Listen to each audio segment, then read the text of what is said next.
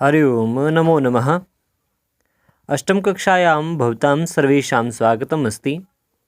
अद्यत्व पाठः अस्ति नवमा पाठ सप्तभगिन्यः। नौवां पाठ 8वीं कक्षा में जो है सप्त भगिनी यानी कि 7 बहनों की कहानी। ये प्रतीकात्मक ये शब्द है और ये 7 सप्तभगिनी जो शब्द है भारत के जो पूर्वोत्तर के 7 राज्य हैं उन 7 राज्यों के लिए ये प्रयोग किया जाता है।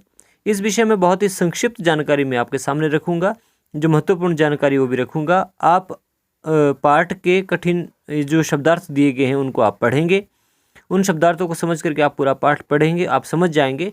वैसे भी जो महत्वपूर्ण जानकारियाँ वो मैं यहाँ दे रहा हूँ। तत्र पाठे नवीनतमा जानकारी नास्ति, वहाँ नवीनतम जानकारी पाठ में नहीं है, उसे मैंने यहाँ दिया है। ये तो है अस्माकं देशे 9 केंद्रशासित प्रदेशाः तथा 28 राज्यानि सन्ति। हमारे देश में वर्तमान में 9 केंद्र शासित प्रदेश और 28 राज्य हैं। तेषु राज्येषु अन्यतमाः सन्ति सप्तभगिन्यः।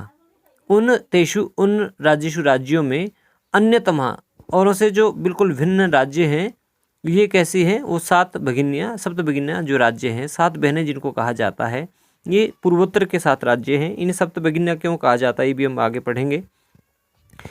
ये क्योंकि एतेषां गुणगौरवतया और विशाल संस्कृतियुता एते राज्यानि अन्यतमः सन्ति। ये जो राज्य हैं इनकी गुणगौरवता से, इनकी संस्कृति से आप ये दे सकते हैं।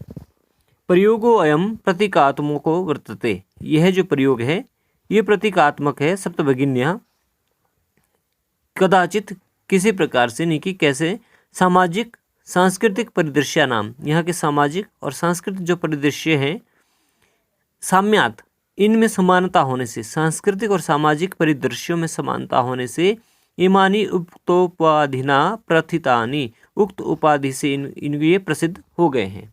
अभी 7 राज्य कौन कौन से, इन्हें हम थोड़ा देखेंगे। संक्षिप्त सा एक श्लोक दिया गया है यहाँ पर, बहुत सुंदर श्लोक दिया गया है जिसे हम जान सकते हैं। अद्वयम मात्रयम चैव न त्रियुक्तम तथा द्वयम सप्तराज्य समूहोयम भगिनी सप्तकम मतम। अर्थात अद्वयम, अ से 2 राज्य हैं, जैसे अ से असम, अ से अरुणाचल प्रदेश। मात्रयम, मा से 3 राज्य हैं, मणिपुर, मिजोरम, मेघालय। न से नागालैंड और त्रि से त्रिपुरा। अर्थात अद्वयम, अ से 2 राज्य, मात्रयम मा से 3, न और त्रि से, न से 1 और त्रि से 1 राज्य, ऐसे जो 2 राज्य हैं, ये 7 राज्यों का समूह है।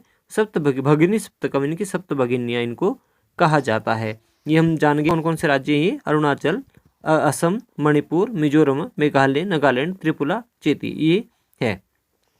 अन्य जो मुख्य बिंदु है इसका, ये जो राज्य हैं, अत्र जनजातीय नाम बहुलता वर्तते। जनजाति बहुल प्रदेशु अयम। ये जो प्रदेश हैं ये जनजातियों से बहुलता से हैं। यहाँ पर जनजातियाँ निवास करती है इन 7 राज्यों में। कौन कौन सी? गारो, खासी, नगा, मिजो प्रभृतियाँ। गारो, खासी, नगा, मिजो आदि जो प्रजातियाँ हैं, जनजातियाँ, बहुवा जनजातियाँ, बहुत सी जनजातियाँ अत्र निवसंती, यहाँ पर रहती है ना। और ये शरीर से ऊर्जस्वी, यहाँ के जो प्रादेशिक लोग होते हैं वो बहुत ही कला में निष्णात और निपुण होते हैं। सर्व पर्व परंपरा भी परिपूरिता स्वलीला कलाभिश्च निष्णाता संति, है ना। स्वलीला, अपने अपनी लीलाओं में, कलाओं में और परंपराओं में ये लोग निपुण होते हैं। अन्य महत्वपूर्ण बिंदु आप देखिए। प्रदेशे अस्मिन् हस्तशिल्पानां बाहुल्यम वर्तते। इस प्रदेश में हस्तशिल्प की बहुलता है। अर्थात यहाँ पर हाथ से बनाए जाने वाले बहुत सी वस्तुओं का निर्माण किया जाता है। वस्त्राभूषणे भी, इनकी वस्त्र आभूषण, आ से लेकर, वस्त्रों से लेकर, भूषण आभूषणों से लेकर और घर के निर्माण तक, गृह निर्माण पर्यंतम प्रायः अधिकतर वंश वृक्ष निर्मितानाम वस्तुनाम, यानी कि बांस के वृक्ष से बनी हुई वस्तुओं का उपयोग किया जाता है। इन 7 राज्यों में बांस से बनी हुई अधिकतर वस्तु, यानी कि खाने के लिए, पहनने के लिए, ओढ़ने के लिए और अन्य सभी प्रकार की वस्तुओं के निर्माण के लिए इनकी वस्त्रों और आभूषणों से लेकर और घर के निर्माण तक वंश वृक्ष निर्मिति नाम इनकी वंश बांस के वृक्ष से बनाए जाने वाले उत्पादों का प्रयोग किया जाता है। यह तो हुई क्योंकि अत्र यहाँ वंश वृक्षाणाम प्राचुर्यम विद्यते, यहाँ पर बांस के वृक्षों का प्राचुर्य है।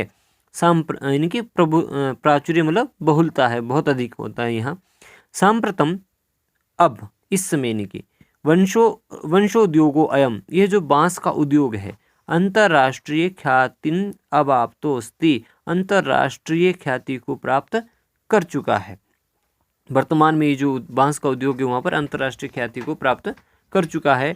मैंने मुख्य मुख्य बातें इस विषय में आपको बताई है, आप पाठ को पढ़ लेंगे और इसके साथ साथ इसके जो ये शब्दार्थ दिए हैं इन शब्दार्थों को भी आप लिखेंगे, पढ़ेंगे, समझेंगे और उस आधार पर इन प्रश्नों का आप उत्तर दे सकते हैं। आप पुनः इस पाठ को देखें और आगे फिर पाठ को लेकर के उपस्थित होऊंगा। तावत शुभ मंगलम।